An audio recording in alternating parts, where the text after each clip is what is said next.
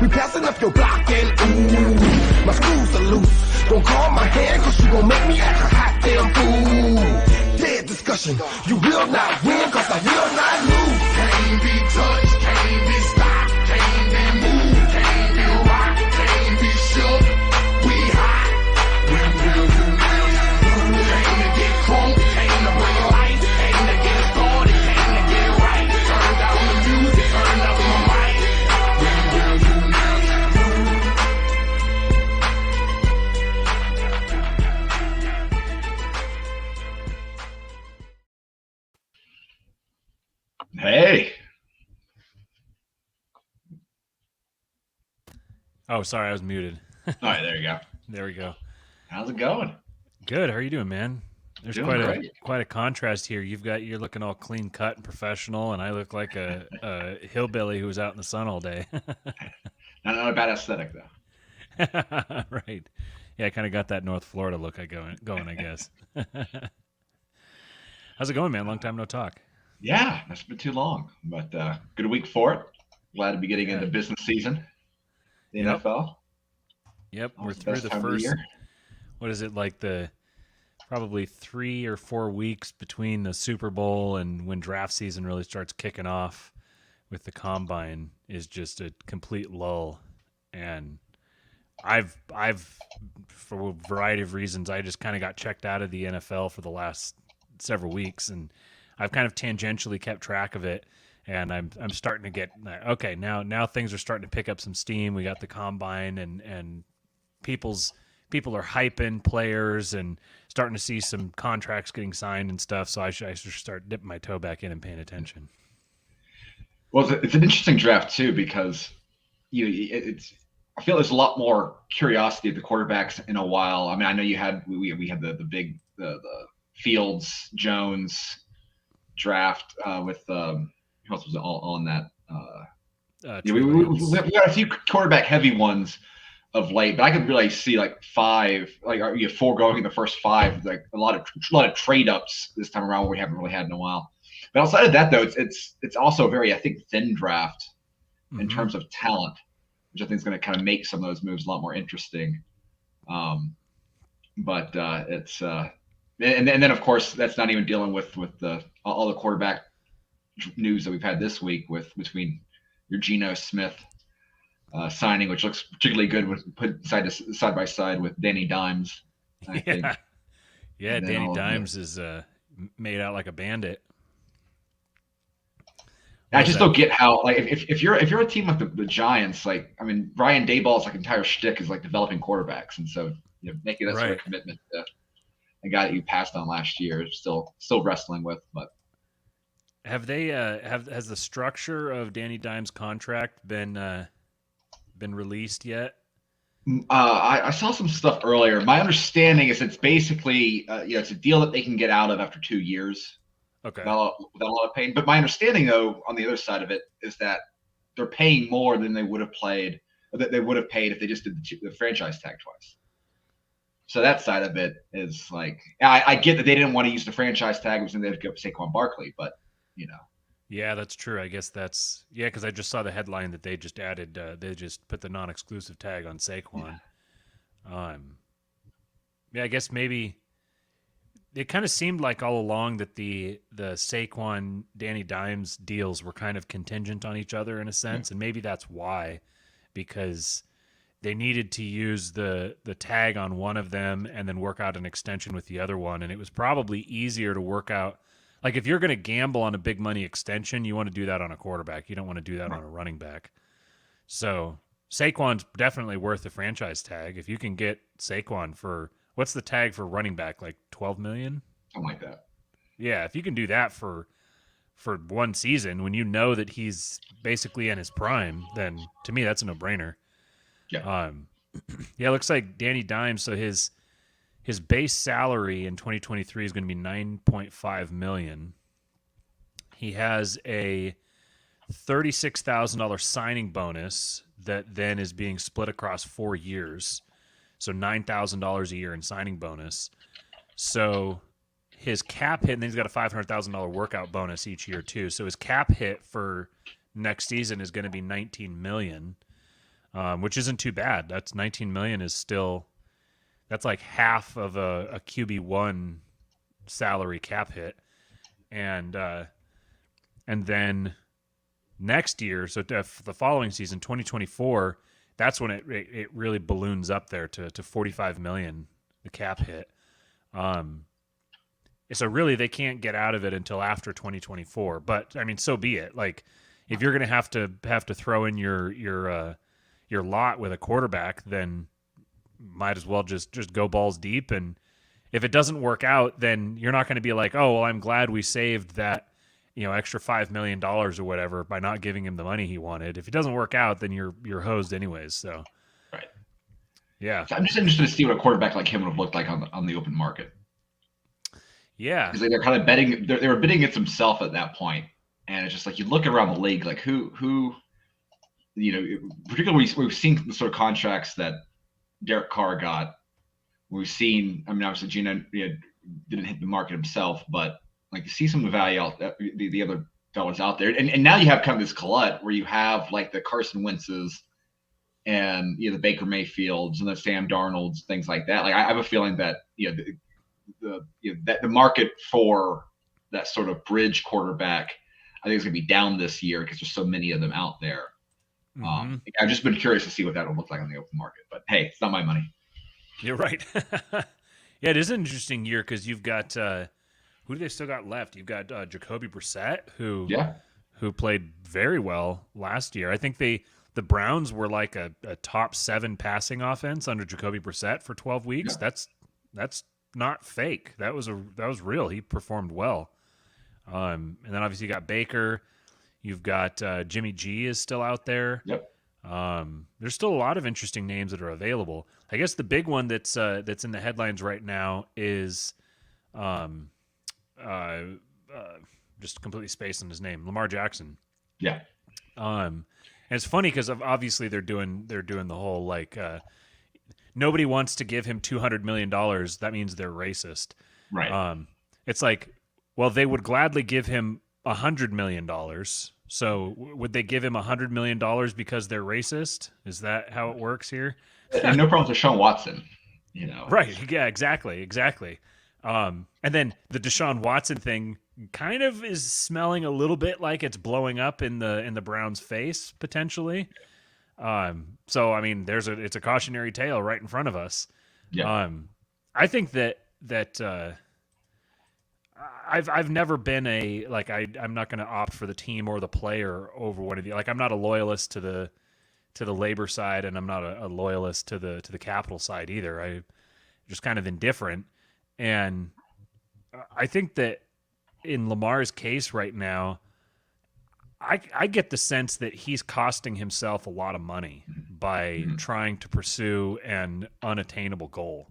Yeah. I think it's pretty clear that Deshaun Watson contract was an anomaly and that it's not going to be repeated. Yeah. And the problem is I think he's being manipulated too by the union. Yeah. Because I mean, the union's made it clear that they see this as the opportunity to normalize guaranteed deals. And it's like the league doesn't want that, for understandable reasons. I mean, it is what it is. And so you have a player that needs to have an agent. And he doesn't, yeah. And it doesn't. And so there is being led for, reasons that go beyond Lamar Jackson by the union, being used by him. And, it's one of those situations where, and the problem is too, is that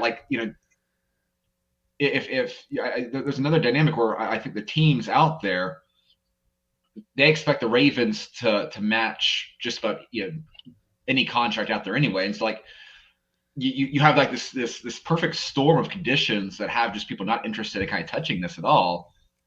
Between the no agent side of it, between the contract stuff, between just not wanting to do a deal for the Ravens, right? You're doing their work for them. Right. I am interested to see if at some point, is there any team that at least kind of sniffs around? I mean, even Colin Kaepernick got some workouts.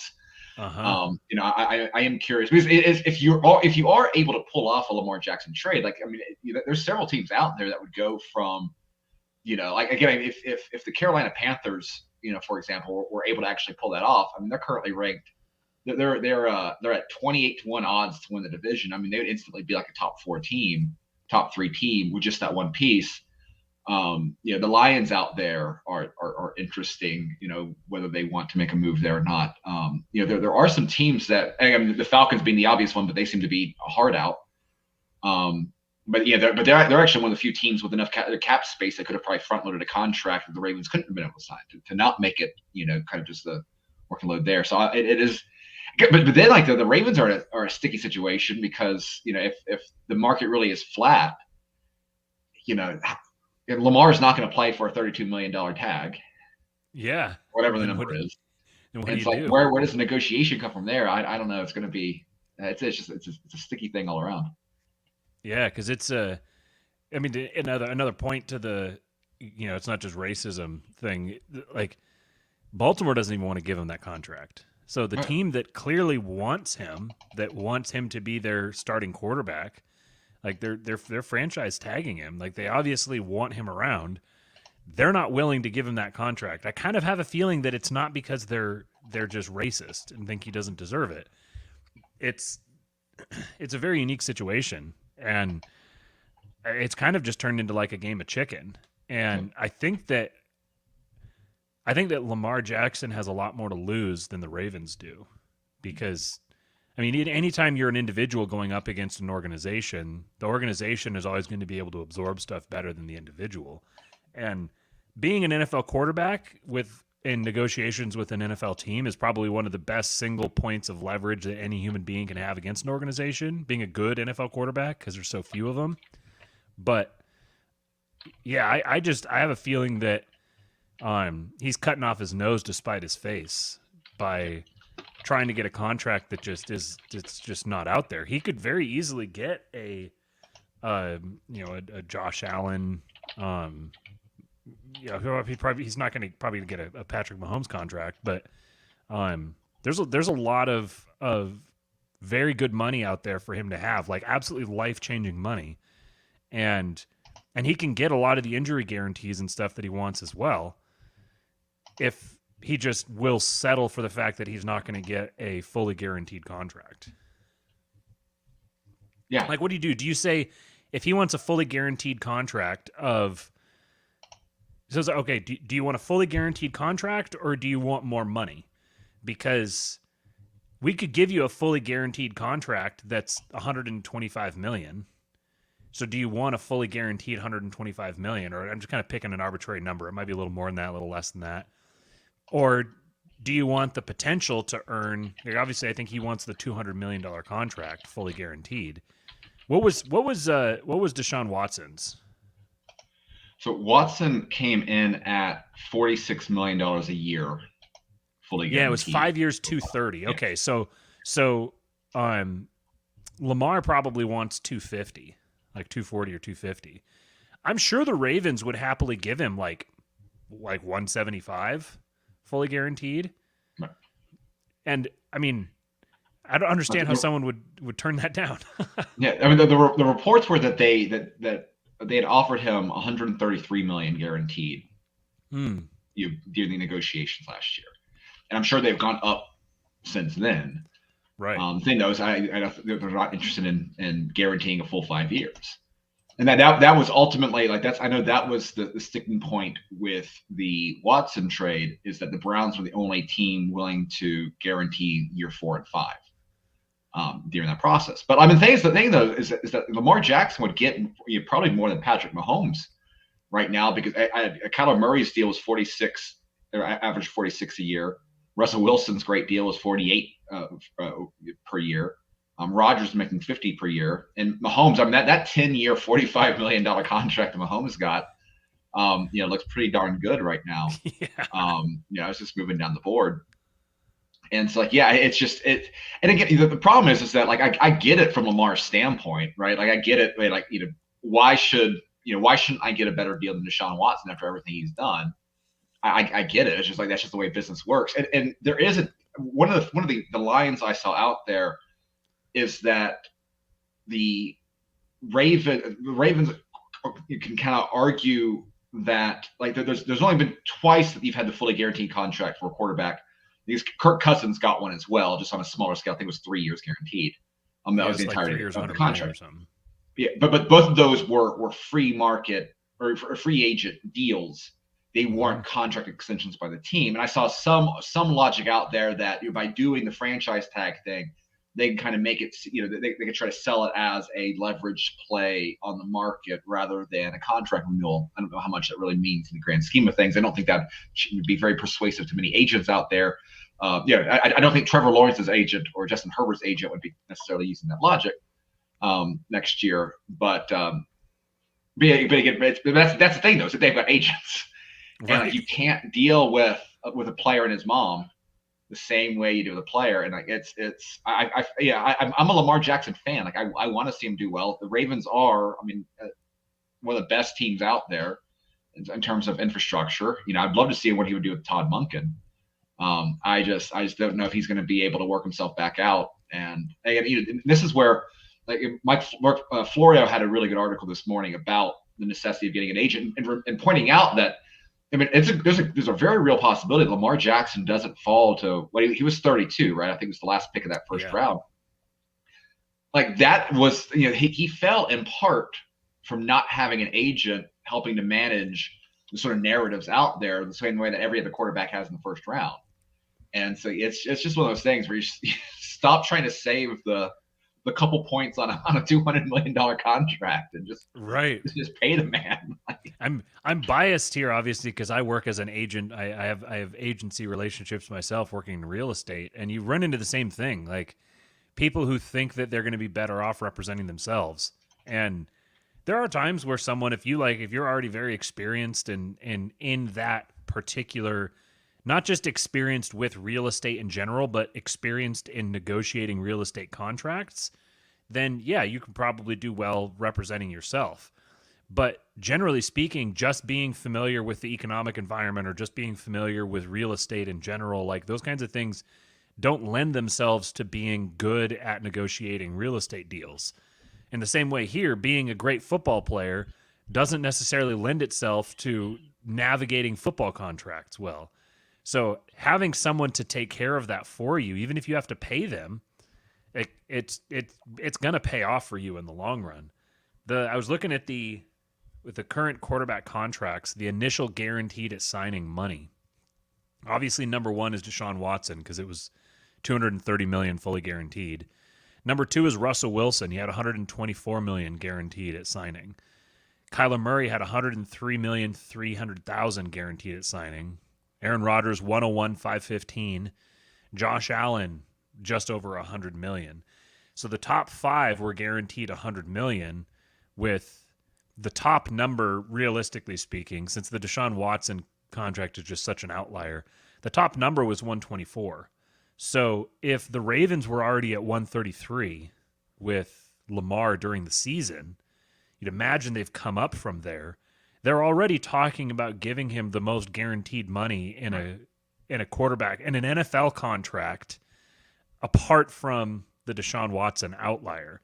And the fact that the Deshaun Watson outlier exists is precisely why nobody's going to get a Deshaun Watson contract. Right. I think it was pretty clear, too, that last season Lamar was not actually injured for the latter several games of the season. It was pretty clear to me that this was yes, I'm injured because I don't have a new contract. Yes, I'm not able to play because I haven't got my new contract yet. The hold-in.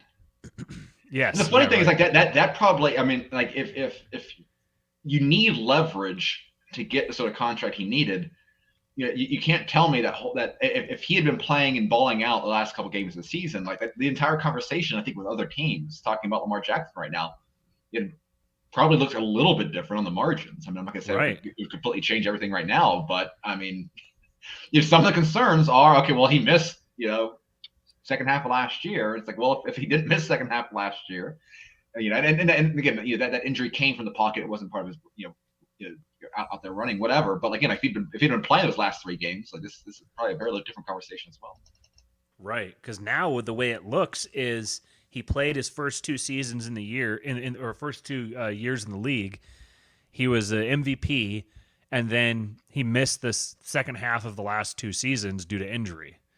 So if you're talking about trying to get a guaranteed contract, and you've given yourself a track record of not, what's the corny little saying, the best ability is availability. Mm-hmm. Like it's a corny little saying because it's true. So I think he kind of shot himself in the foot with that. It's very similar to what Le'Veon Bell did. When Le'Veon Bell held out for a season, it ended his career. He came back and he kind of played a little bit for a couple more years, but that was it. That was done. And I guess maybe he was happy with that, but I'd imagine that Lamar Jackson's not ready to hang him up yet. So. Right.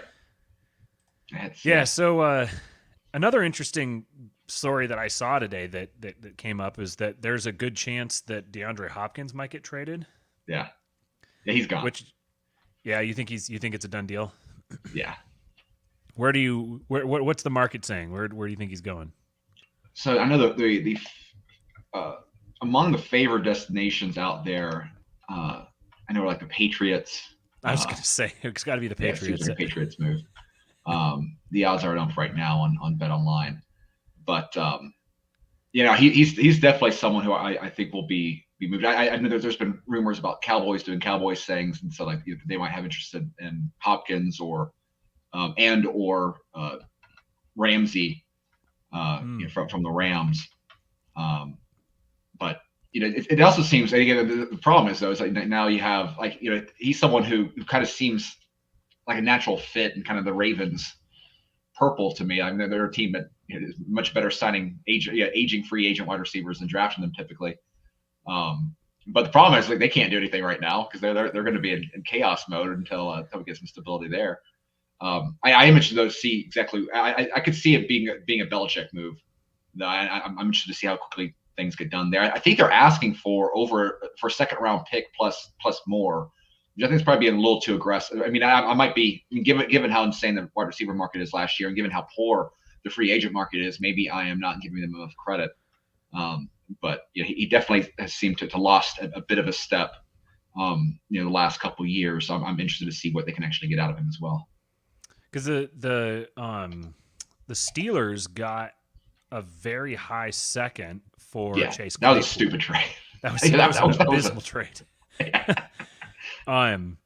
But I mean, even so with that one, it's, if it was a low second, then it would look a little bit better. But that one you're dealing with, you got a guy he's on his rookie contract and he's got one more year after. And obviously, Hopkins has what's his contract? I just saw something about it. He's got like 2 more years after this season, I think. Yeah, last 2 years, 2023, $19.5 million, 2024, $14.9 million. That's really not bad at all.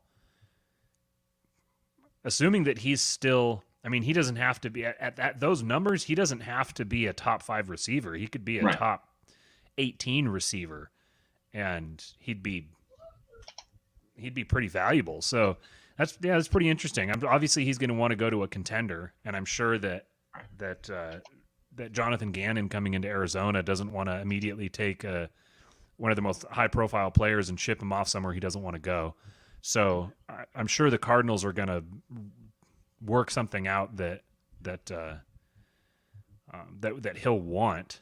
I wonder if he would go somewhere like with another alpha, like the Raiders or the Vikings. I'm trying to think of other teams where you get like the Eagles last year, where they took they got AJ Brown and added him to Devontae Smith. So it was kind of like they already had a sort of an alpha wide receiver. Where I think this last season became kind of clear Devontae Smith isn't a true alpha. But is there a team out there where it would be like adding a strength to a strength? The Vikings are interesting too, because I think they're definitely going to move on from Thielen this year. Right. It looks like they'll probably have to make that a post June 1st cut, I guess, because they have $13 million in dead cap. So I'm interested to see how they end up working on that. The Vikings are a team that I could see being aggressive on that front, just the general philosophy of their front office. But again, I think there will be. I mean, this kind of gets to the point I was making earlier, though, is that when you're looking at a free agency right now that has Jacoby Myers as a top option out there, it wouldn't surprise me at all to see. There's talk about Denver trading Cortland Sutton and looking to move that. I mean, that maybe Denver gets on the looks to fill that with someone. I mean, you've got. You're looking at playoff teams. I mean, the Chargers. They probably need something more of a vertical field stretcher right now, given the rest of their personnel out there. But that's a team that is going to be looking to get more out of their offensive production right now. Here's an interesting thought. What about the Bills? Yeah. They don't have any cap space, but a lot of those things can be tweaked. Massaged. Yeah. Is his skill set, because they kind of need the field stretcher as well. It seems like Gabe Davis is very clearly not that, and they've already kind of got the possession guy in Stephon Diggs. I mean, Stephon Diggs can be a field stretcher as well, but he's more of a possession type receiver. And here's another, who did I just think of? Oh, the Giants. The Giants would be like, I don't know if he would want to go there. I don't know if he would see them as an up and coming, or if he would be like Danny Dimes is mid. They're a playoff team with a franchise quarterback in there now. So. Right, with a known quarterback whisperer as the head coach. Yeah, that'd be a pretty interesting one. One that I'm really excited to see this year is the Jaguars with Calvin Ridley. Yeah, I think that's going to be just that offense might be explosive as hell. Yeah, and it's something, a skill set that will complement what Kirk does, what Zay Jones is doing. Mm-hmm. I know the Evan Ingram. Yeah, Evan Ingram. It wouldn't surprise me at all if I would love to see Darnell Washington go there too, as providing an inline tight end option as well. Yeah, kind of complementing that run game too. I Jags would be Ridley's going to be a nice addition there, and like the nice thing about it too is that it was such a smart aggressive move. It's funny, it's like Trent Baalke's kind of like resurrected his career now, after last year. And it's like this was just one of those smart teams do, or trade smart teams do, because I think it was like a fourth this year. Yeah. And then they lose a second next year, but only if they extend them. So like if like at that point, if you are in a position where you feel comfortable extending Calvin Ridley, then you're probably okay paying him what should be a late second round pick at that point. So yeah, it's a great trade. Yeah, it is.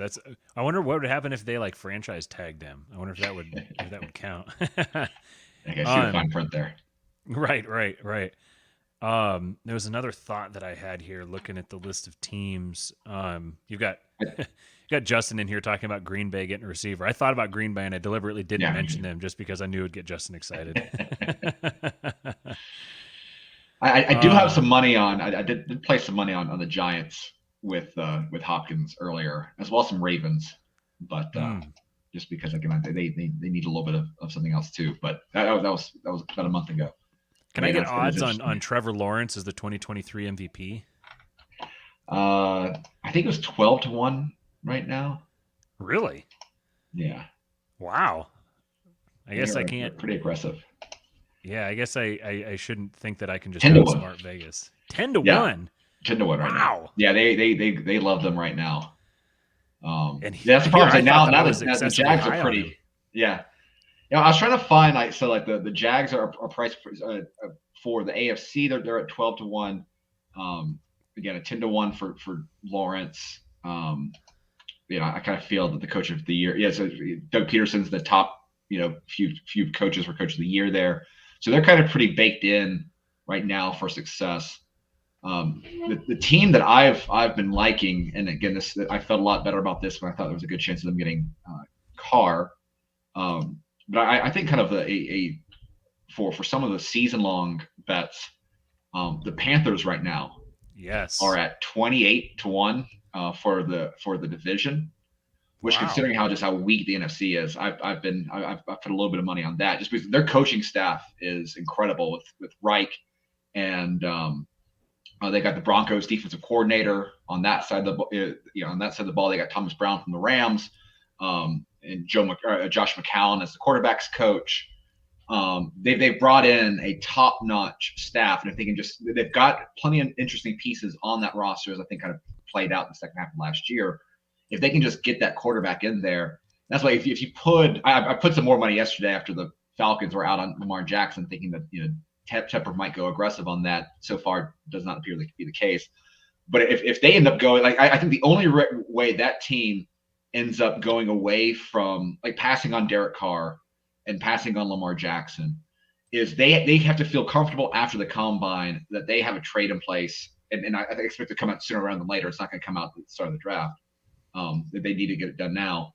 So trading up to either that 1 or that 3 spot with Arizona, because that's a team that they've been screwing around trying to patch up that position. They've tried to make some hits in the last couple of years with Stafford and Watson and things like that. That's a team that needs to. That GM loses his job if they do not get a quarterback option there. And I feel like you put Stroud in that team. I think kind of low key, so much of the attention was on Anthony Richardson. I think understandably so. I think that's a freaking nature. But the way that CJ Stroud, to me, he's checked. And no one's had a better, a 2023 as a prospect than CJ Stroud, just because the Peach Bowl, checked a lot of boxes in terms of his mobility and playing on playing against better competition. His velocity, so he's not just an accurate passer; he's a strong passer. His velocity was better than Will Levis. And cannon arm Stetson Bennett. I was right there with him. He doesn't have the durability concerns that you're going to have about a Bryce Young. He was extremely impressive in interviews and things like that. You put a CJ Stroud with a 1-1 aggressive Panthers trade up. And I think that team, looks very interesting from the get-go. And I think it was kind of cool. Go ahead. Sorry, so one of the things is that Josh McCown, I don't know if you've seen it, but he did a video series with Josh Norris on Underdog Football before he got the job as quarterbacks coach. And so we can kind of see the way that Josh McCown already views the top three top three prospects. And his comparison for C.J. Stroud was Joe Burrow, which I kind of buy. So, I have a feeling he's probably very high on the Panthers board right now. Yeah. It'd be really interesting to see, too, if they end up taking a shot on Jacoby Brissett. Yeah, I think you could bring Jacoby Brissett in. Yeah, because he's got experience with Frank Reich with the Colts. So you bring Brissett in on a 2-year deal as your bridge quarterback, and let CJ cook. I guess it's not let CJ cook. It'd be let CJ marinate. Yeah. Yeah. So speaking of the draft, then what would you, if you had to bet right now? You said you think there might be 4 quarterbacks that go in the top 5. Yeah. You think it's possible, at least. I assume that you're saying C.J. Stroud first overall to the Panthers, right? Well, I right now, so I put a bet. I was able to time it just right. He fell down after Anthony Richardson's combine. He fell down to 4-1, which is the lowest he's been as the first pick of the draft. And so that's the first time I bought some C.J. Stroud stock on that one. And I think it doesn't matter if it's the Colts. I don't think it matters if it's the Panthers. If there's another team that trades up, I think that's probably the 2. I think even the Texans. If the Texans trade up, to me, like if you're trading up to that one spot and you're giving up future capital, I think it's easier to sell me on C.J. Stroud than it is Bryce Young, just because of the size concerns. Right. Like it's one thing to stand there. Like I think the Texans, when you consider like the D'Amico Ryans connection with the University of Alabama and Bryce Young there. Like I think Bryce Young, I think Bryce Young's probably the team or probably the quarterback that the majority of NFL teams that aren't picking have number 1 in this draft. Because it's a lot easier to consider Bryce Young without actually considering tying your team to Bryce Young from just an injury standpoint, right? So if you're giving up future capital, I think it's going to be C.J. Stroud that you make that move for. I think listen to what the Colts have said, that what they're looking for with Bullard. I mean, I can take it for what it's worth, but they really want sort of natural polished passer. They really value the accuracy of everything, yada yada. I think Stroud's that in spades. I think he really showed his touch on the ball. He had this great sort of cocky line where my advantage. I am a receiver manipulator, like where I place the ball. Like he said, everything you want to do. I think either of those two. I think it's probably going to be the Colts or the Panthers moving up. I think the Panthers will be more aggressive. I think Panthers will give the Colts or give the Bears 3 years of picks, and I think that's ultimately what the Bears are looking for. They're going to really try to stretch it out, and I think they'll be willing to go back to the 9 spot for that.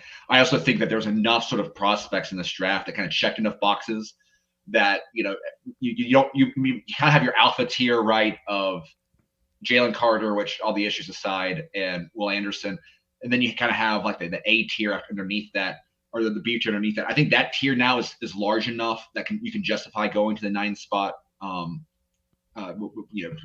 paying extra for it, whatever.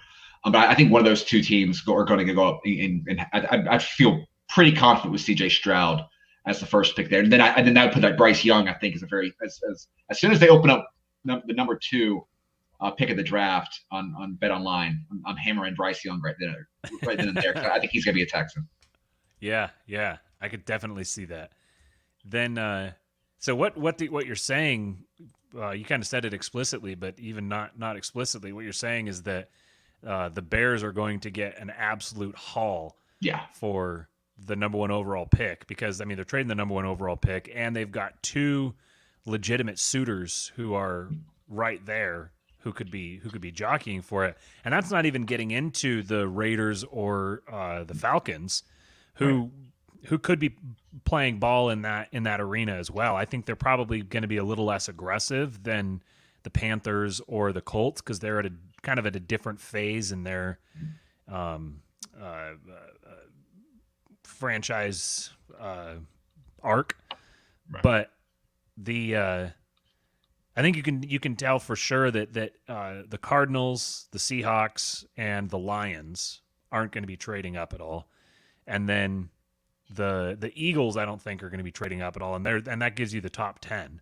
So you also have the Titans at 11 and the Jets at 13. If the Jets don't get Aaron Rodgers, then there's the possibility for other trade down opportunities even after the number 1 pick.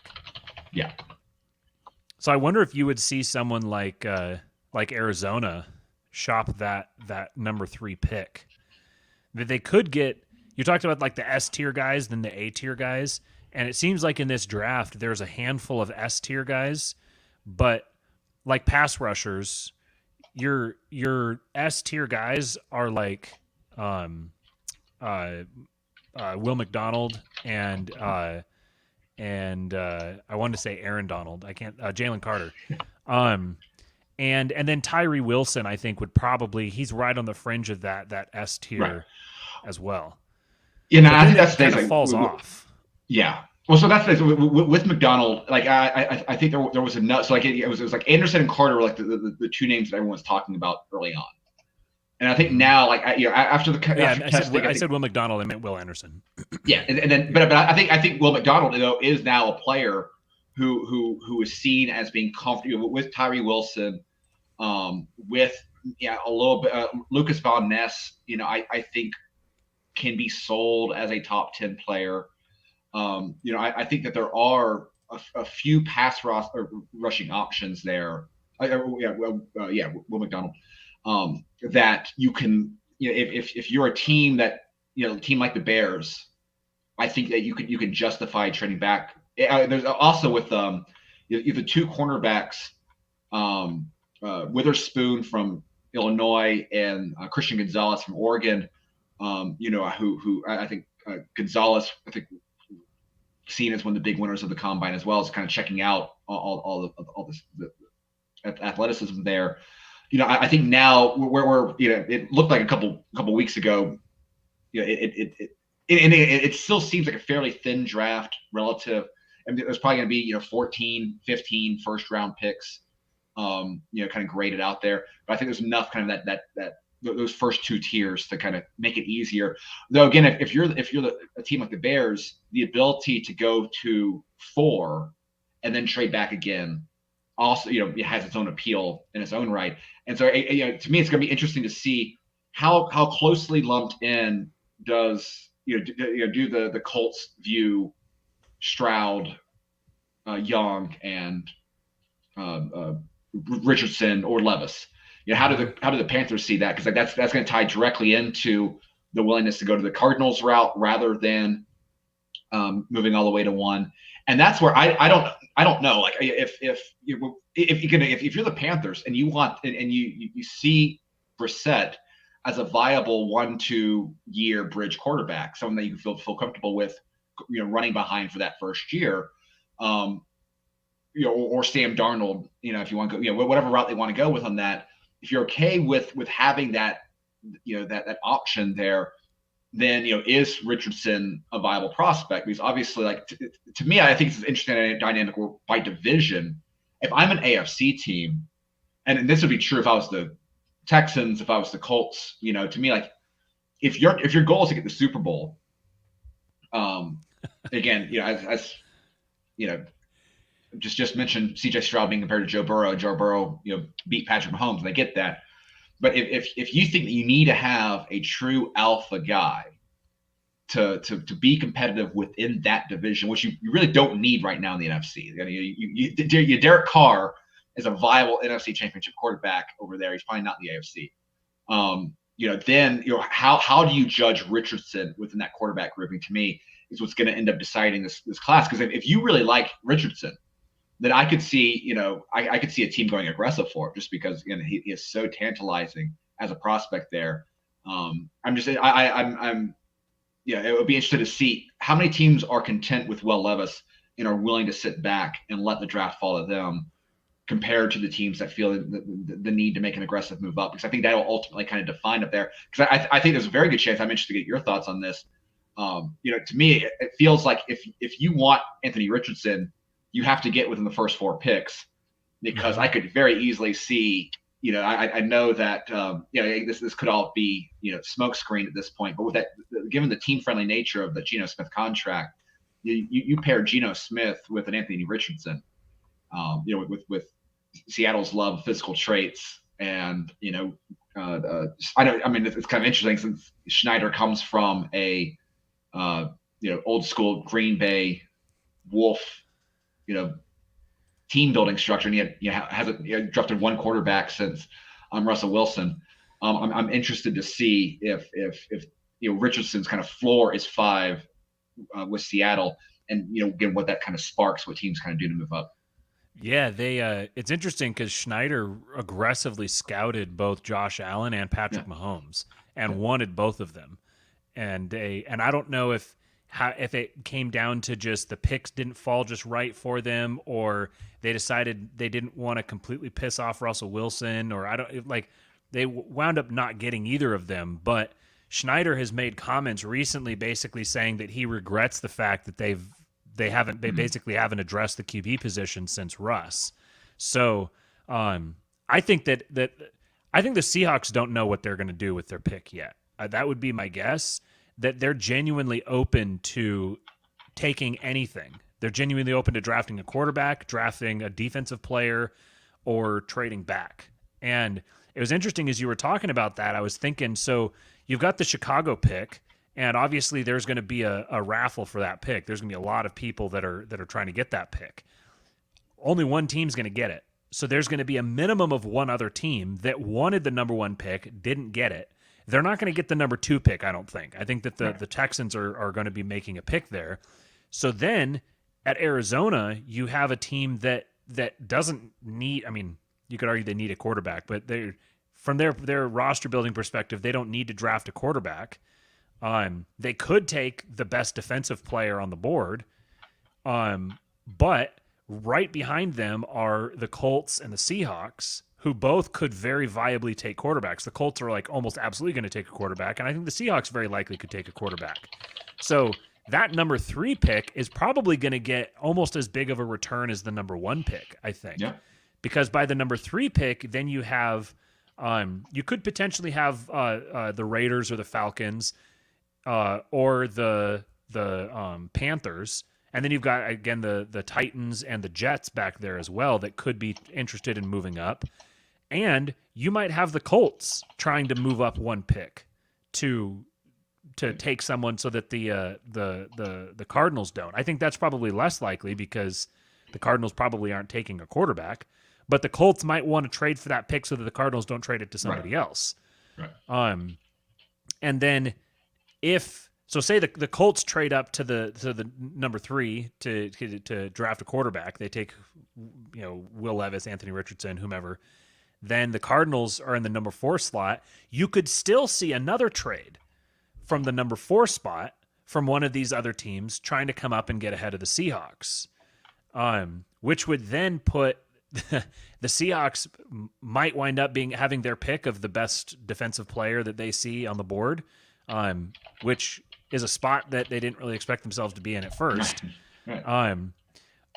Or if Arizona decides to pick a defensive player, which I don't think you can say no to that necessarily. If you have the chance to get the best defensive player on the board and you're a team that has had a lot of defensive troubles, unless someone's blowing you away with a trade offer, it seems like a pretty good deal. So then I could see the Seahawks in that position. Say you go quarterback, defensive player, Colts take a quarterback. There's the 4th quarterback on the board, whomever that is. If that's Will Levis, if that's Anthony Richardson, then I think the Seahawks would be happy to either take one of them or trade it down. My suspicion is that they would rather have Anthony Richardson than Will Levis. Yeah. But in either case, I think they're positioned to work well with either one of them. Both of them they're honestly pretty similar players. It's kind of weird, but the other player who I think is a dark horse for going in the top 15 is Hendon Hooker, because you're going to get a lot of teams here that miss out on those top 4 quarterbacks. We've talked about what? 1, 2, 3, 4, 5, 6, 7, 8 different teams in the top 13 picks who could conceivably draft a quarterback. So if 4 quarterbacks go in the top 5 picks, and you've got 4 teams left in the next 8 picks who wanted to take a quarterback, you might get someone who talks themselves into Hooker and says if he didn't get hurt and he played out the rest of the season and went to the combine and everything, this is where his stock would be. He's worth taking in the teens somewhere. So it'd be almost the inverse of last year's quarterback class, where last year it's like nobody wanted to touch a quarterback with a 10-foot pole all through the first couple days of the draft. This year you could have a minimum of 4 and maybe 5, and then I'm not really tracking the class a whole lot after the top 5. I know there's a Clayton Tune, is that his name? Is a name that I've seen, and there's definitely others who are going to be drafted. But yeah, I think there's probably going to be a lot of trades in at least the top half of the first, and especially once you get into the mid-teens. Like you said, there's going to be probably somewhere between 13 and 18 players that most teams have a first-round grade on. So once you get to that middle of the first round, it's kind of like everybody is like all the players from 15 to 45 are all sort of interchangeable.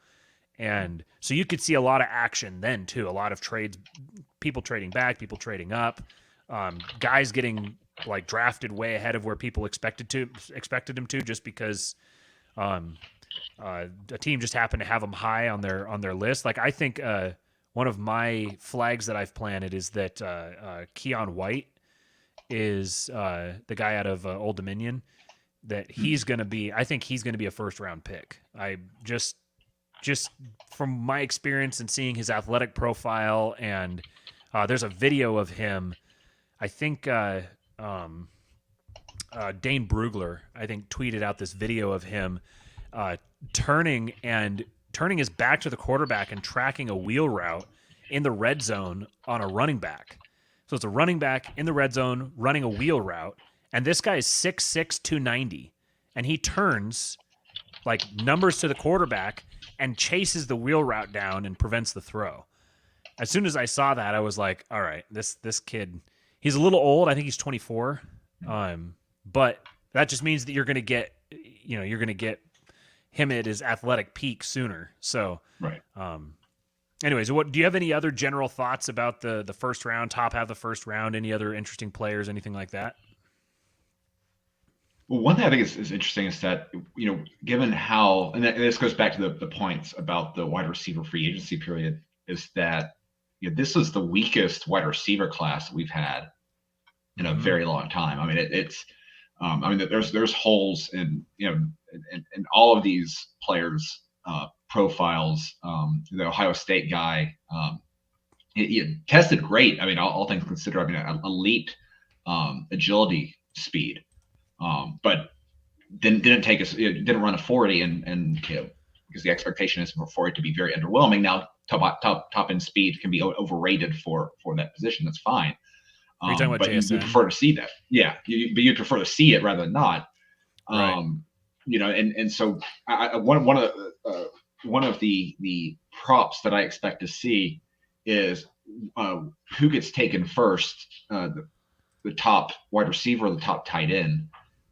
Because on the other side of it is that this is the most loaded tight end class. I mean, there's legit 4 tight end prospects on that with first round grades. I think are going to be on most teams' boards, and so that kind of also kind of fuels this thing where the positions, the wide receiver position, which is typically has become a marquee top dollar first round position. You've got a weaker class there. The tight end class, which is usually an afterthought. I mean, it's got one of the lowest franchise tags out there. This is very strong from on their perspective. I think that's going to sort of, and that might encourage a little bit more aggressiveness from some of those teams in the back half. Whether it's trading back, trading up, trading for players. I'm interested to see how some of those teams work. But so that dynamic of the difference between the wide receiver and the tight end class, I think is going to be interesting because again, because if you're out there and you're looking to add to your offense right now, get tight end obviously historically a much slower developmental position. But you could I think really sell some people on the tight end out of Utah, who I know Matt Waldman absolutely loves. The guy from Notre Dame. Again, Darnell Washington's interesting just because of what he would contribute immediately in the blocking game that combined with his the largest wingspan in NFL tight end history. That's a dynamic there that I'm interested in because I think that's also going to kind of play around in some of the calculations and how teams handle it back into the first. Just for context, looking at this is just NFL.com's combine tracker, which they've got Lance Zierlein doing their profiles there, which Lance knows what he's doing. So typically, if you get the like if you have a sports organization and you have like the organization's home website and you have all their stuff, typically it's not that great of quality. But in the NFL's draft coverage stuff, Lance Zierlein is a boss. So they have their like grading metrics that they use to grade the quality of the prospect, and anything over a 6.2 is so 6.2 is the cutoff for will eventually be an average starter. They have, or he has, 1, 2, 3, 4, 5, 6, 7 tight ends with a grade over 6.2. And then there's 1, 2, 3, 4 more who have good backup with the potential to become a starter grades. So there's 11 tight ends that are like going to be seen as valuable to have probably. I mean, if you're looking at drafting like a backup tight end with starter potential, you're looking at probably at least a 5th round pick. So like 11 tight ends in the first 4 or 5 rounds is insane. And then you've got the top end. He's got Luke Musgrave, the Oregon State kid, as his top tight end. And he's got him a 6.49 grade, which is will become good starter within 2 years. So then if you go and you look at all prospects, he has Jalen Carter as his top overall prospect at a 7.05. Jalen Carter, Will Anderson, and then down here, so he's got Jalen Hyatt as his number 1 wide receiver, and then Luke Musgrave is right behind him, and Dalton Kincaid's right behind him. Yeah. So like you're saying, they've got the number 1 tight end and number 1 wide receivers are right there with each other. And Hyatt, like I'm very interested to see how he goes because again, I mean, it's kind of the specialty of the wide receiver position. I mean, people are going to be looking for different traits there. But with Hyatt, you have a very slender guy. I think he's like 6'1", but very thin. And like this is one of the interesting things, and this kind of plays into the Hooker comment earlier, is like teams evaluating that Tennessee offense, which is just so different than anything you get in the NFL. I mean, I know like Hyatt's like route tree was just kind of just go run past the guy in front of you, and then Hooker will get it to you. And so I mean, so that's why you're going to see you'll probably see people with 4 or 5 different wide receivers as their top choice of that group, and just kind of depending on whatever their bias is. I mean, you have you've got Quentin Johnston. Quentin Johnston's got. If you're looking for someone who kind of looks like that traditional alpha in terms of size, speed, he's going to be the guy. But like there's some issues there. There's route running.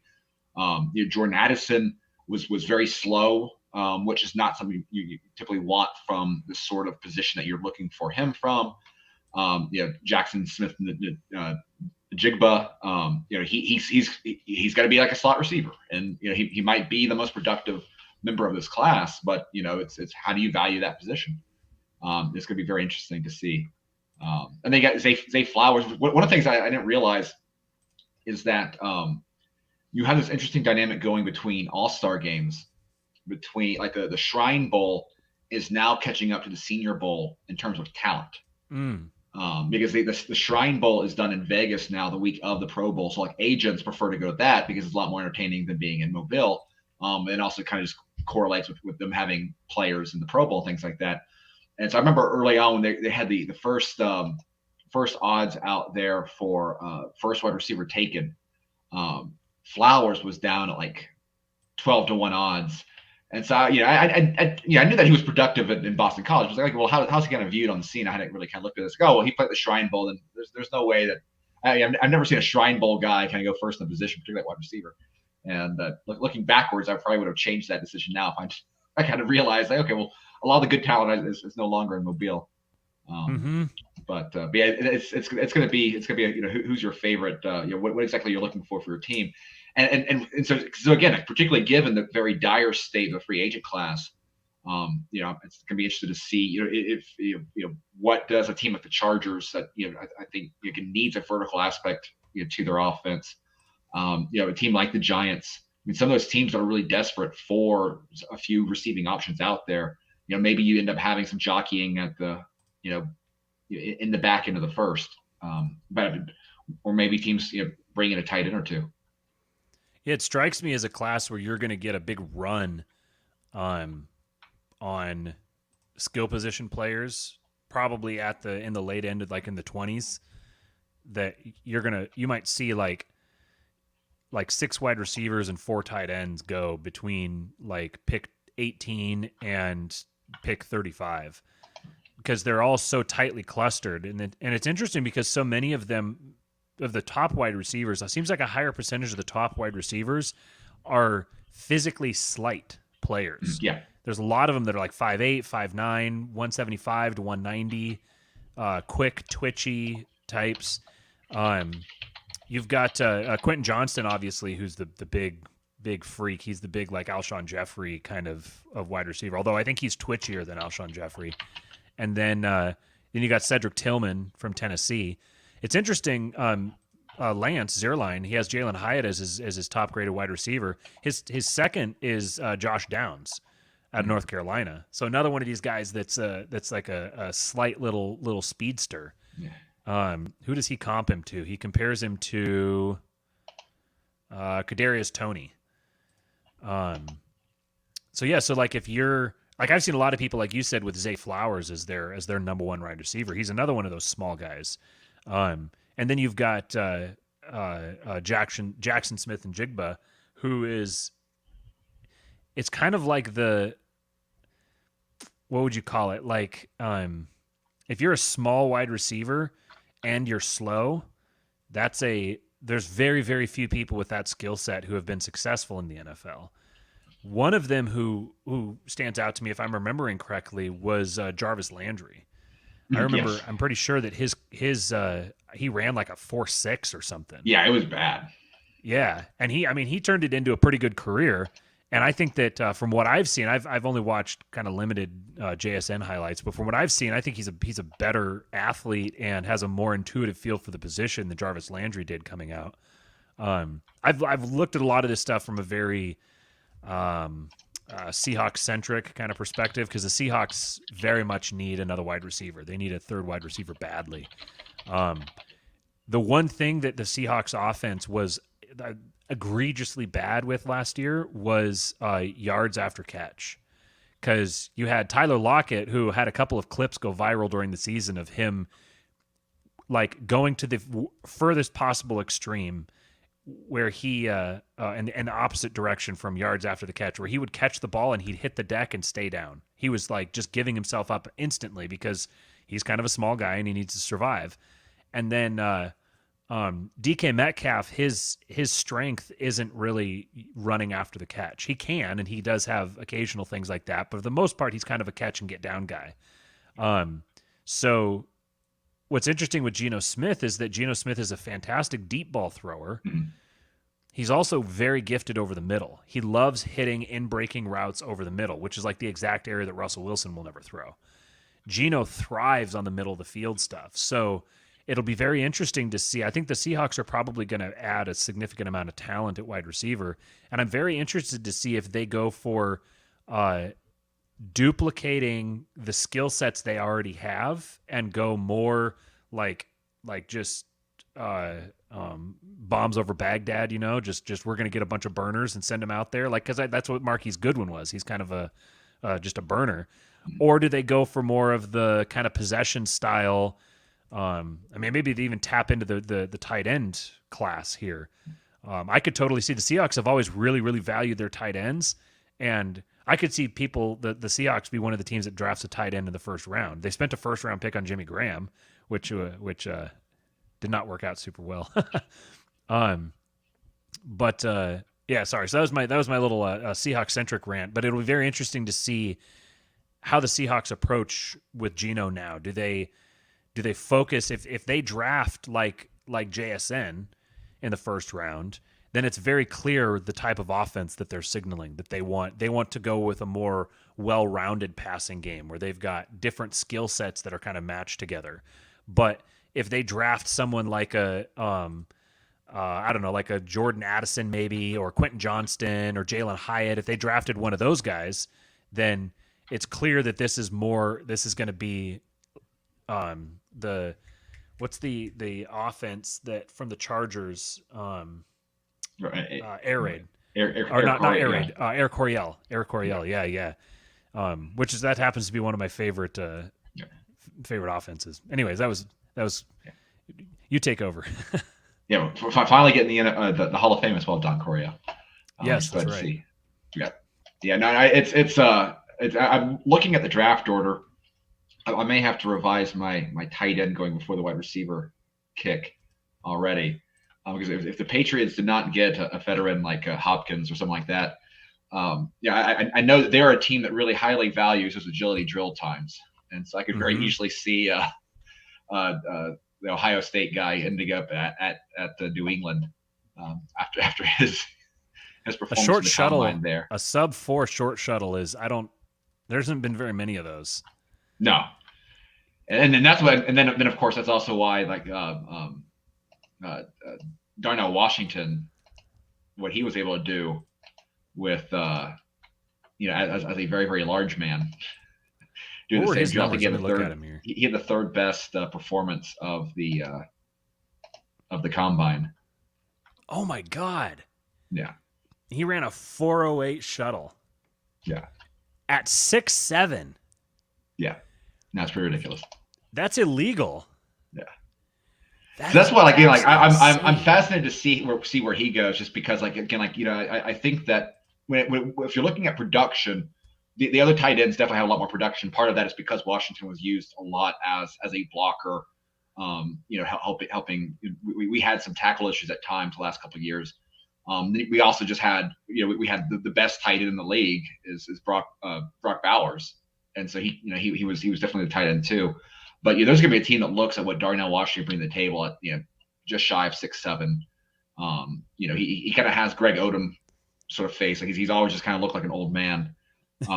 But his again, he ran a 4.6 40, which is faster than people were expecting. With a 157 10-yard split. That's an elite 10-yard split, even for someone smaller than him. Yeah. And it's he's the sort of guy he can have if there's going to be a guy that can reach that sort of Gronk ceiling just in terms of traits. I'm not going to say he's going to be Gronk, but if you're looking for that sort of upside there.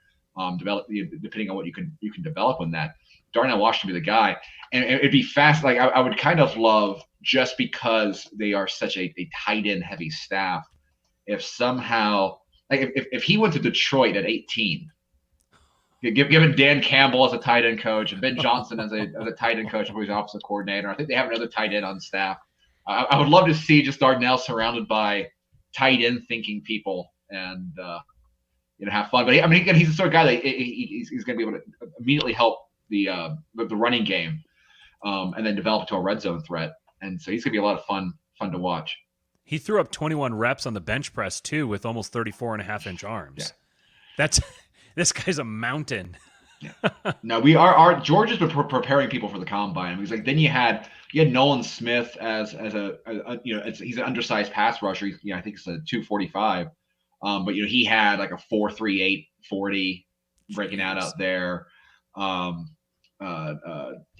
had dominating the drills last year, and then even Stetson Bennett was out there just slinging it. He's someone who I don't expect to he's someone that's probably gonna be drafted day 3 still.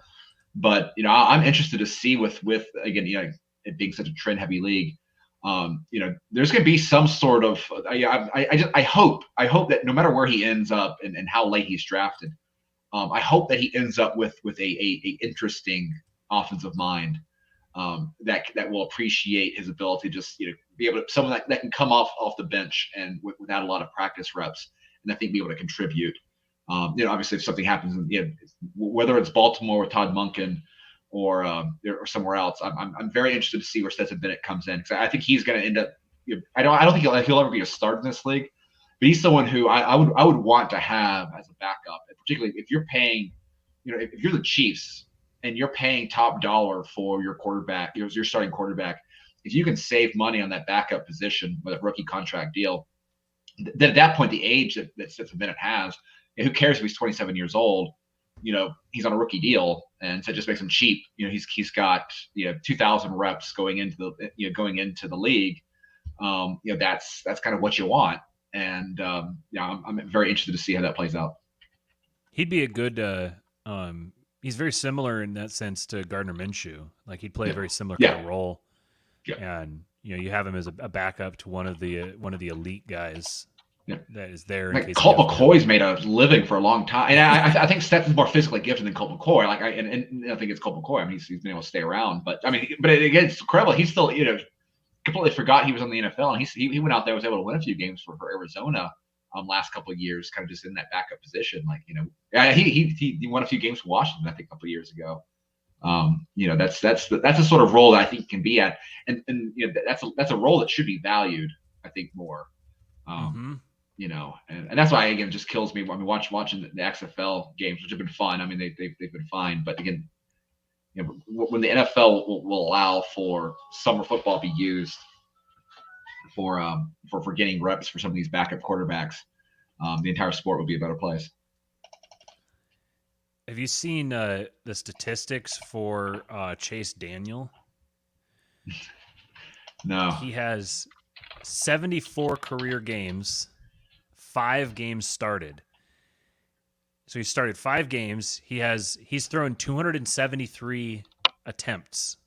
He has 273 total attempts in his career, 9 touchdowns, 7 interceptions. And hold on, let me get his career earnings. $41 million. Yeah, not bad. So he's earned around $230,000 per completed pass in the league. It's a good job if you can get it. Yeah.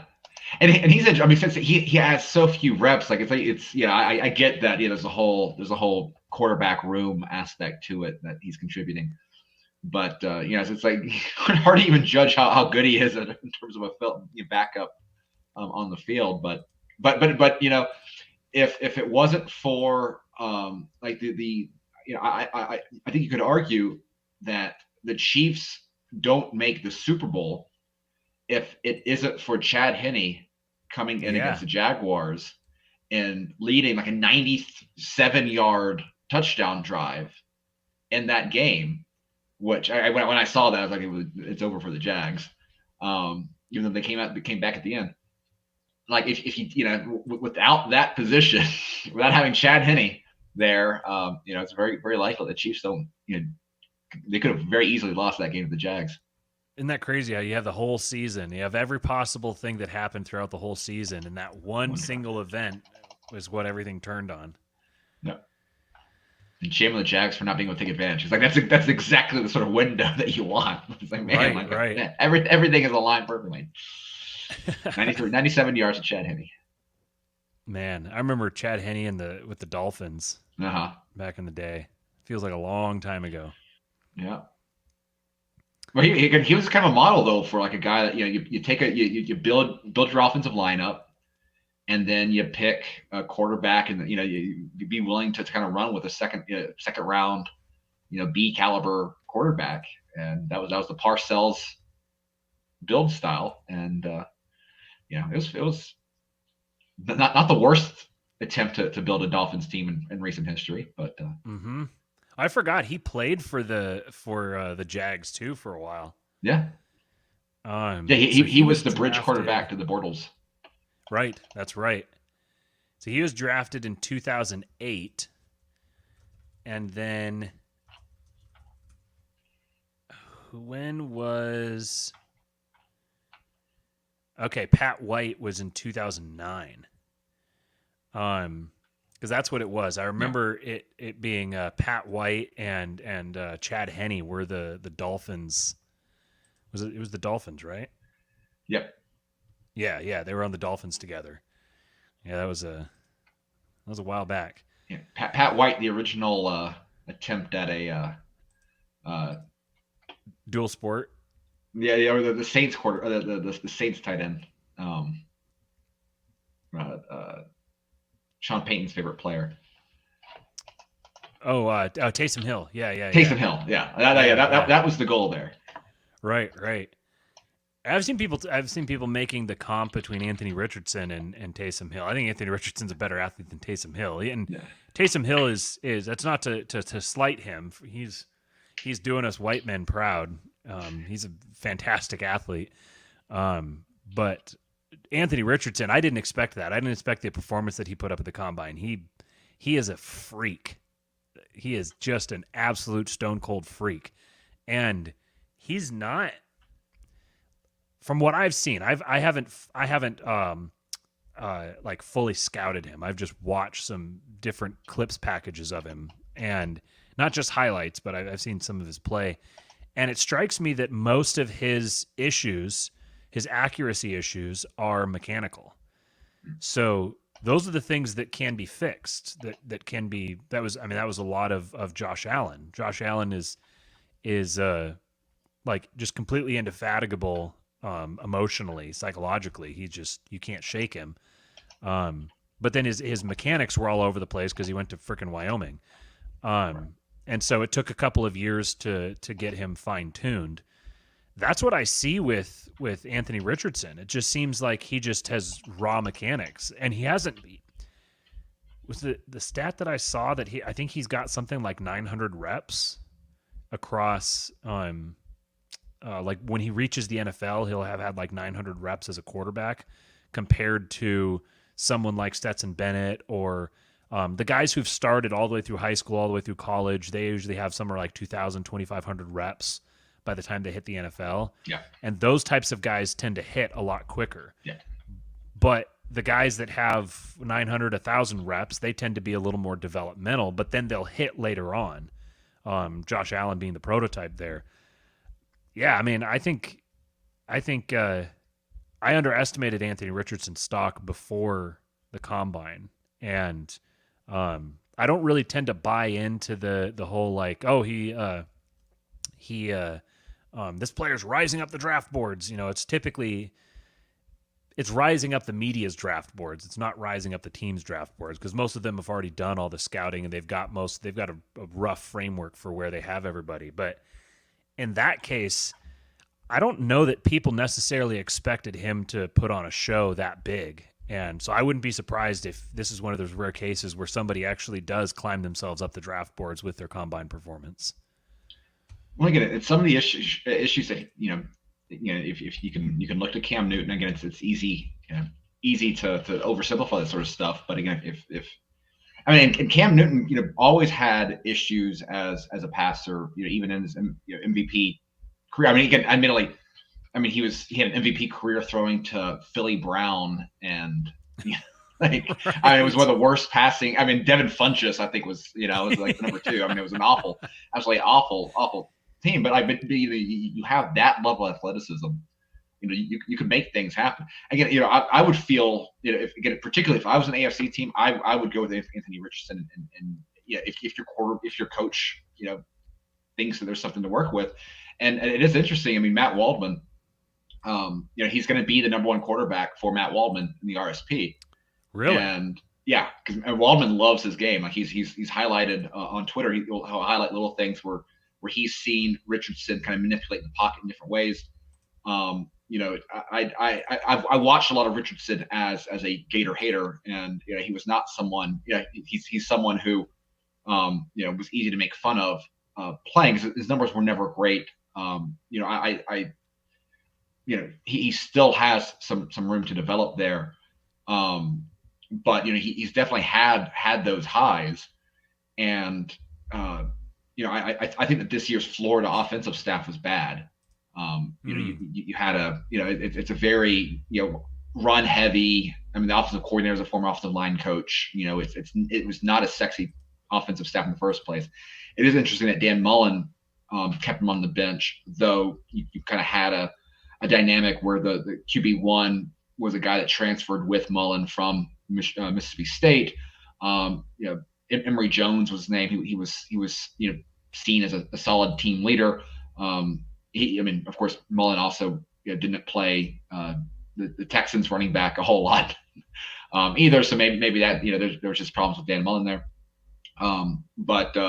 Waldman thinks that a lot of his worst decisions were kind of him responding to needing to play sort of hero ball in different parts of the game. And I think there's definitely an element of that, where he's kind of just making sort of risky throws here and there. I know one of the concerns that people have with Richardson is you needing more sort of clubs in the bag in terms of touch on the ball and knowing how to deliver balls to wide receivers with kind of different feel on it. And that was the same sort of issue that Matt Stafford had coming out of college as well. But again, I think particularly if you're a team that has the ability to give yourself some flexibility and don't have to throw him in, worst case scenario, though let him earn that role if he can. I mean, worked for Russell Wilson in Seattle. Again, I remember Cam Newton's preseason was a bit of a joke going into that year, and they really didn't have a backup plan. So that's kind of what led to him starting and then having a 400-yard game, his first game as a Panther, which was just one of the most surreal experiences I've ever watching. It's just Cam Newton's first game there. But I mean, if you had that opportunity with Anthony Richardson, of course, the Panthers, facade there is a little too easy to see. The Panthers need to look up for a quarterback, but I'm just curious to see it. Unfortunately, that's the one of the four prospects. The only video that Josh McCown didn't do with Josh Norris was Anthony Richardson. So, which we do not know what Josh McCown thinks on him. But do you know the other three? Was it because he got hired then before they had time to do it? Yeah. Yeah. No. It's interesting. Go ahead. Oh, so he did have nice things to say about Levis, though. Levis definitely had the most bad plays, and so some part of that I think was just not want to be overly critical of anyone. But I just really hope I struggle just to understand the Levis thing, honestly, with everything. Again, I can understand taking him in the first round, fine, if you need to, and the other three are out. I can't understand having Levis ahead of the prospects of Richardson, or taking a chance on Young's health or anything CJ Stroud has offered. It's interesting looking at Lance Zierlein's player comps for the quarterback. So his rankings, he's got Bryce Young, number one, ranked as a year one starter, prospect grade 6.82. He doesn't give him a player comp, which I thought was kind of interesting because typically he doesn't do player comps with as you get the kind of lower players that nobody really cares about. But it was interesting that he didn't put a player comp there, and I wonder if it's because of his size. Yeah. But then for CJ Stroud, guess who his player comp is? Goff. Yes. Yeah. Yep. Jared Goff. Yeah. So somewhere between Jared Goff and Joe Burrow is not a bad place to be. Yeah. And I feel like I just remember, and this is why I've never taken Jared Goff and perhaps wrongly given his performance last year. But I just remember him being on Hard Knocks with the Rams, and just listening to this guy and thinking this is the dumbest quarterback I've ever seen. And from there, that shaped my entire perception of him, ever since. He's always struck me as being very he's not like a meathead. He's seems like he's like aloof and just kind of a goober. The thing is, I think that if you're looking at Stroud, most of Stroud is so fascinating, I think, as a prospect because it's Stroud's 2-year career and then it's a Georgia game because the way he was forced to play in that Georgia game it was not like Jared Goff, because he couldn't afford to be Jared Goff, because like he constantly had to move his base. He was having to use his feet not only to run for yardage, but to navigate the pocket.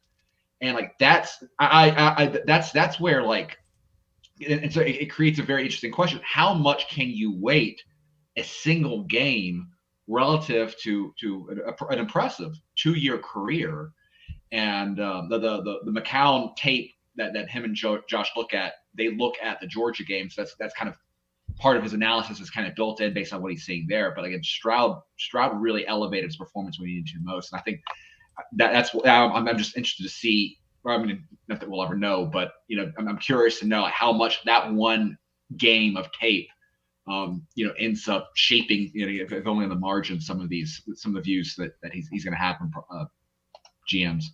Because that's the kind of thing that there's certain traits that if you only saw them once, you wouldn't necessarily be able to bet on seeing them again. Right. But that's one that once you've seen him do it, once he's shown that he can do it, it's pretty reasonable to think that he'd be able to do it again.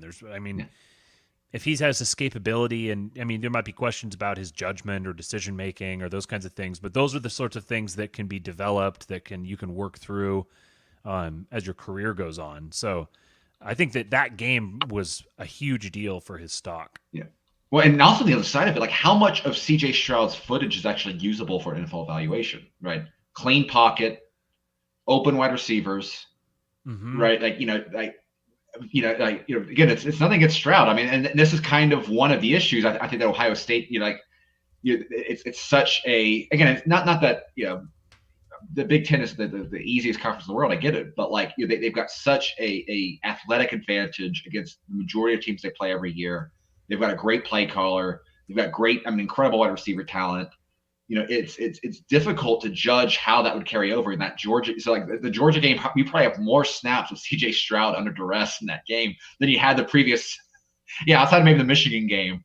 But like, through almost a season's worth of games up to that point. And so it definitely changed my perspective of it. Who do you think the comp is for Will Levis?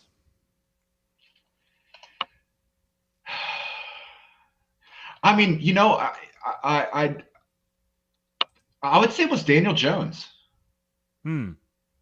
Toolsy, Levis, and kind of, Levis had a down year this year. He was injured, whatever. But the same way that if you're going to make the argument for Daniel Jones, part of it would be his familiarity with playing for Daniel Cutcliffe and sort of the polish that the same sort of pedigree that the Mannings have. So he's kind of had that experience with Levis. His offensive coordinator last year was a Rams coach. So he has some exposure to NFL schemes himself. His offensive coordinator this year was Brian Scantarelli or something like that, who comes from the Shanahan tree, who was the offensive coordinator for Denver for a year or two. So he's got some experience with a NFL offensive coordinator. He has athleticism. He can make plays. He can make mistakes. And Daniel Jones made plenty of those coming out as well. Maybe I'm being overly simplistic with the toolsy white guy in the blue costume, but I have a very similar opinion of Will Levis that I had of Daniel Jones going into it too, because I was not a Daniel Jones believer. I'm not a Will Levis believer, but I have no doubt that there are going to be NFL teams, because Daniel Jones went, I think, above what he was kind of projected to when he was drafted by the Giants that first year. I mean, that people were making fun of Dave Gettleman, right, as a classic, sort of 20 years too late sort of pick. I'm interested to see who that is with Will Levis. I think I'm interested to see if it's a Josh McDaniels in Oakland. Or do they go the peak Al Davis move and move up for Anthony Richardson? We'll see. It'd be interesting to see that dynamic play out. I know there's going to be. I mean, maybe it's the Panthers. I know there's going to be a team that is perfectly fine taking Will Levis. Maybe the fourth of the group, maybe before Richardson, and they're going to think they have a star. There's a lot of. I just don't know how you given the mistakes that Will Levis makes, and these are mental mistakes. All the tools he has, fine. I mean, he's 24 years old, 25 years old. I mean, he started out off at Penn State, couldn't win the starting job at Penn State, went to Kentucky. I'd much rather have 21-year-old Anthony Richardson that's going to make mistakes than 24-year-old Will Levis making the same mistakes and seeing where it comes from there. Lance Zierlein's comp for him. Well, I'll read the description here and see if you can pick out who he's talking about, or like pick out who he would call him as a comp. Levis is one of the most physically gifted quarterbacks in the draft, but there are warts in his game that might not be easily corrected. He has prototypical size and experience operating in a pro-style passing attack. He's an athletic passer with the ability to zip off-platform throws with plus velocity from a compact release. He struggled to put together an extended period of high-caliber quarterback play in 2022, but was also dealing with injuries that he fought through most of the season. Levis has the arm to beat coverages on all three levels, but inadequate placement and accuracy have created a lot of uncatchable throws. He's a capable runner outside the pocket, but needs to improve his feel for pressure and consistency when throwing on the move. Levis's talent is well worth an investment, but could require a talented quarterback coach and a patient plan to tighten up his mechanics, rebuild his confidence, and explore an offensive scheme that best suits him. As soon as I tell you the name, you're going to be like, oh, yeah. Think of a toolsy white guy with a cannon for an arm, but a propensity for throwing interceptions. Cutler? Yep. Yeah. Jay Cutler. Yeah. Yeah, I could see that. I feel like Cutler. I'd be perfectly fine drafting Cutler. Right. Though it's like, I mean, if that ends up being the what he becomes, especially if you're in the NFC, be happy with that. Yeah. Right. Yeah, you could work with that. Mm-hmm. At first I was kind of thinking some Carson Wentz there. Yeah, there's some of that. Yeah. And I mean, again, Carson Wentz is so weird just because he had that one season where it sure looked like it was all coming together, and it was, but now he's on the open market. So right, and apparently part of his issue is that he's kind of a dick. That he's just like he's not enjoyable to be around at all. Yeah, and it's interesting. I know he's supposed to have this very sort of strong Christian sort of dynamic, and that was kind of the part of the narrative of Frank Wright is that they were very close together. Like they do like Bible school stuff together, and yet like usually those sort of usually that archetype of player resonates in a locker room. I'm just interested whatever he's got going for him. But yeah, it's funny because I mean both players and coaches just seem to absolutely despise him. Right. In a way you just don't see him very often. Justin says must be a redhead thing. Soulless, yeah. Yeah, shout out Mark Metz. The other two is Anthony Richardson. He comps to Cam Newton, the easy comp. Yeah. Even though it's kind of crazy to say, Anthony Richardson is smaller than Cam Newton. Yeah, it's Anthony Richardson's a gigantic freak, and he's smaller, and like it just really highlights how much of an absolute animal Cam Newton was when he came out. What's interesting, one of my favorite facts, there's two of my favorite NFL Combine related facts ever. Actually, three of them just came to mind here. So number one, Russell Wilson has larger hands than Cam Newton. Wow. I don't know why I remember that, but I remember that. Number two is that, now I just forgot them. What were we talking about? We were talking about Combine. Combine facts. Number two, my favorite number from the Combine ever is Tim Tebow's 3-cone. Yeah, that's true. I can. I thought of that as I said it. Tim Tebow's 3-cone. Can you guess what it is? 6.66. Yeah. So that's funny. Which is crazy because a 6.66 3-cone is for a guy who's 6'4", 240 pounds, is like JSN, the Ohio State receiver we were just talking about a little bit ago. His was 6.57. Yeah. So it's right. His 3-cone was basically the same as Doug Baldwin's 3-cone, to give you an idea. Doug Baldwin was 5'9", 185. But one of my favorite Combine related things of all time is that two of the closest comps in Combine history are Andrew Luck and Cam Newton. Like people don't appreciate just how much of a freak Andrew Luck was, but he was extremely athletic. He was truly a generational. He was a generational athletic talent and a generational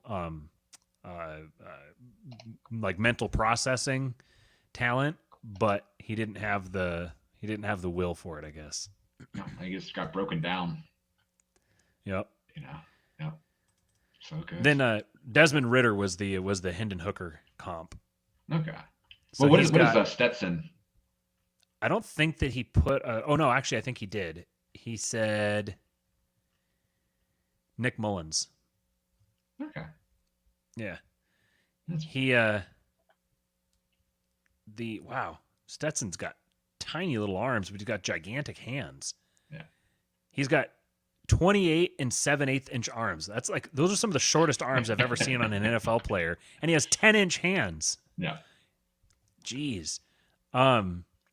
Here's his ranking. So he's got Bryce Young as his number 1 quarterback, and CJ Stroud is number 2.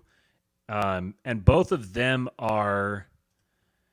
So Bryce Young is year 1 starter. CJ Stroud is year 1 starter. Anthony Richardson will become a good starter within 2 years. Will Levis will become a good starter within 2 years. Hendon Hooker will eventually be an average starter. And then Stetson is traits or talent to be an above average backup. So it falls off pretty quick from there. And then another interesting guy I saw someone talking about recently was Dorian Thompson-Robinson. I think he's another one of those guys that, like, he's a 5-year starter, wasn't he? So he wouldn't be. I was thinking of him as being a guy who didn't have that many reps. But if he's a 5-year starter, then he definitely is coming into the league with a lot of reps. He was someone I didn't follow college football that closely on the last couple of years, so I've been starting to dredge down to the depths of the players and see some of these guys and try to project them out. There's a player from a very, very small school that I think was on the All-Star circuit this year. I think it was Tyson something. But I've had listened to some podcasts where he's stood out. He's like maybe like a Division II quarterback or something like that. Bagant. I mean, that could be it. From Shepherd. Yeah, it's funny that there is a whole industry of right now. I've seen all sorts of different names thrown out there as like that, that second tier sort of sleeper out there, including Tune, the BYU guy who I think might have I think he got injured and that's what opened up the Zach Wilson experience at BYU. The UCLA 5-year starter. There's some and then you have Max Duggan, who just kind of looks like who was an athletic, sort of, will your team to victory sort of guy. He comped him to Sam Ehlinger. I could see that. I can see that. That checks out to me. Who was the other one here? So Jaron Hall was the BYU guy who he comped to Gardner Minshew. Okay. And then Tanner McKee is another name that I've heard a lot. Yeah. Out of Stanford. And he doesn't have a comp for him, but he's more of just kind of he's a bit of a statue. But what happened with Brock Purdy has got everyone all kind of in a tizzy now all right, who's going to be the next Brock Purdy? I kind of don't think there's going to be another Brock Purdy, but you never know. Yeah. Well, yeah. If Stetson can end up, the problem is I feel like I'm curious to see what the Dolphins end up doing as Tua insurance, but like that backup Dolphins job is going to be the most highly sought after backup gig in the NFL this year. It'd be a lot of fun to see Stetson in an offense. I feel like Jimmy G is just like the contract is pre-written for him because I don't think he's going to go anywhere else that he's going to be a shoe-in first-year starter. And he's got the familiarity with Mike McDaniel, and he's almost certainly going to play. And he also is like, I don't think that Tua is even leaving aside the injury concerns. I'm not sure that Tua has really proven himself to be just handed the job, period. So someone like Jimmy G would, to me, would fit in very well there. It'd be him or the Jets are the two spots that I thought of with him. The Jets are obviously trying to woo Aaron Rodgers right now. I could see the Raider. I could see McDaniels making a move there. Yeah, that's true. Yeah. That's because they've still got that connection from the past. Yeah. If you have Garoppolo, I mean, I can also see them just running with, maybe not viewing, because I think they were pretty happy with the performance of Stidham last year, which he, fine. So I mean, that could be a very, the reason to pass on Garoppolo, but I could see that being. I've also seen the Texans named as a team that might be going, that might be in the play there. But to me, like if you're getting a Bryce Young or someone like that, like. Yeah, that's not exactly a sit 'em and groom 'em sort of play there. I would not. I would hate to see. I don't think that'd be a good spot for Garoppolo. Yeah, no, I don't think so either. It kind of seems like who are the other? There's we talked about. There's Gardner Minshew. Is he a free agent or is he still under contract?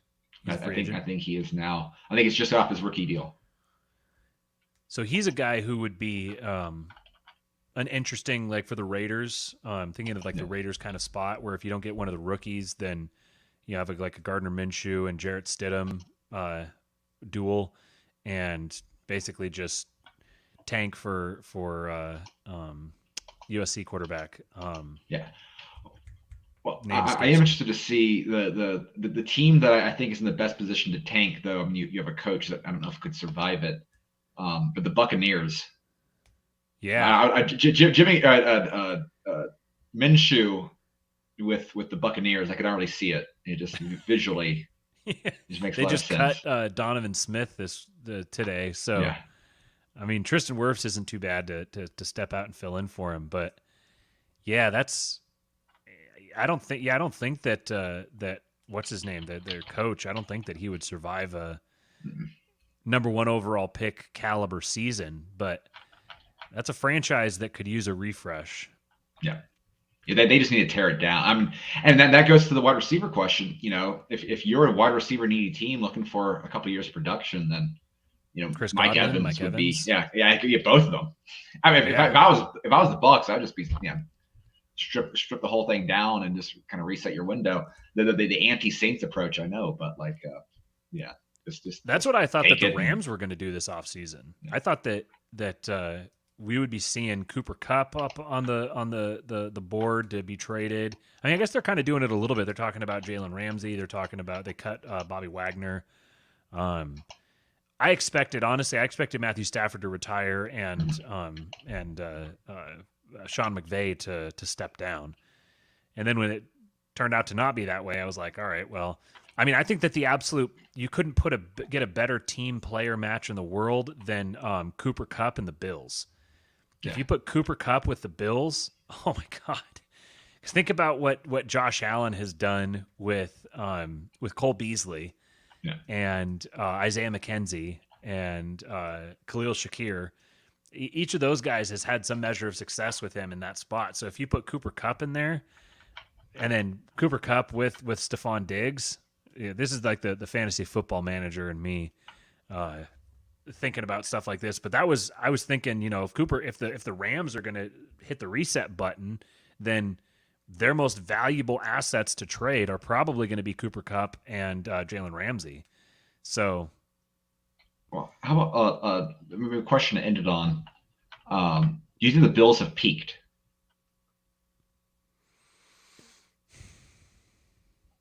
That's actually a really interesting question. I think there's kind of two questions in there. Has Josh Allen peaked and have the Bills peaked? Yeah. I think that the Bills have peaked. I don't think Josh Allen has peaked. Yeah. So I agree with that. They're kind of now in the spot where because his contract is going to get more and more expensive going forward now. So he's he's getting more expensive than his play is increasing. Like his play is going to hit a, obviously you can't increase $40 million worth in an offseason.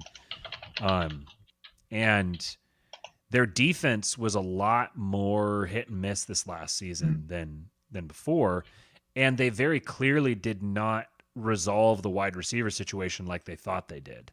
So if they have a fantastic draft, I think that they could, if they're able to retool the defense and add a quality number 2 receiver and maybe another tight end and improve the offensive line, that's a lot. It's hard to do all that stuff in one offseason, but I think that they're in a window because of Josh Allen. But I do think that they were kind of playing with house money up through this season, and now they're not. I kind of feel it's a great example of why it's, I think, so difficult to build a team with a defensive head coach. Yes, because I feel that McDermott kind of falls into outdated tendencies at times. I think it was kind of on display in the Bengals game.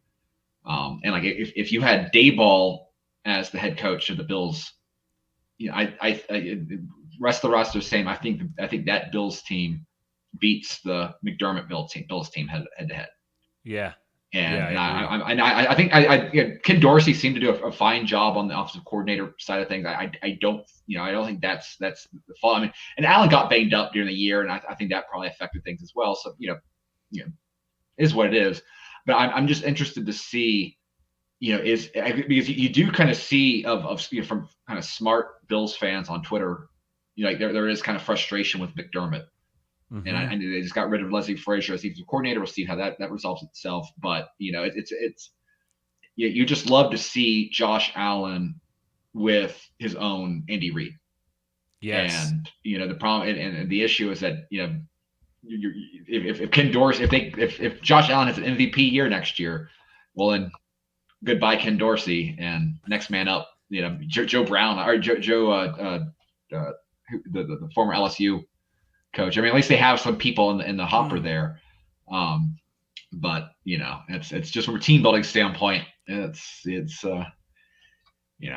is what it is. I much prefer the Colts head coaching decision than the Cardinals one, because I've even seen some Eagles players saying, "Oh, well, we lost our offensive coordinator, our defensive coordinator. It's really going to hurt our offense."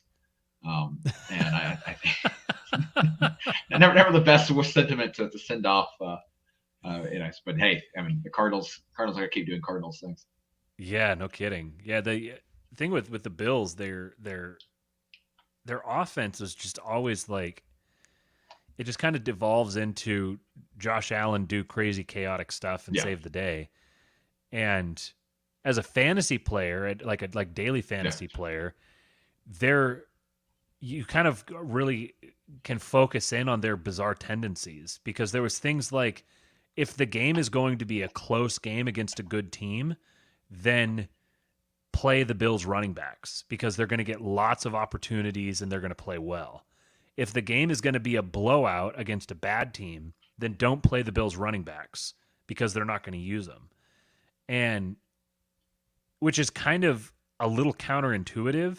And it just seemed like they never got any, like they've kind of tried to figure out how to go out with like a coherent, structured, balanced offense, and they get a couple games into the season, they're like, fuck it, Josh, just go do your thing. And I don't know if that's a Dorsey thing. I don't know if that's a McDermott thing. I don't know if that's a Josh Allen thing. But it just seems like they're right on the cusp, but they just kind of don't quite put everything together to make themselves into a legit dynasty. Yeah. All right. Well, we've done coming up on 2 hours, just the two of us. Yeah. No, this is fun. Always enjoy talking ball. Yeah, absolutely. I don't know, Justin, if you're out there and you're ready to end the stream, then send us a message. Otherwise, we'll just peace out and people can watch a blank screen for a little. Hey, at least it's a beautiful building. Yeah, that's right. All right. Well, I think we'll probably be back next week. Some arrangement of us will be back. Are you typically, Wednesday is not the greatest day for you? We've got a kind of a usual social gathering, and then next week actually I'm going to be in Auburn anyway. I'm presenting. We have our research conference. I'm presenting my sports economics paper again. I'm hoping to try to get that published this year, so that'd be fun. Nice. So yeah, but I definitely want to get back on it because again, I listen to more NFL content in the off season than I do during the season. The other way around. I just kind of follow my NFL stats, but I'm doing all my NFL content consumption is in March and April. So yeah, well, we'll definitely have to get you on here again. Maybe we need to change the day that we do it or something like that. But it's good to have you on here. I always enjoy you guys. All right, thanks, man. We'll talk to you later. Later, man. Bye.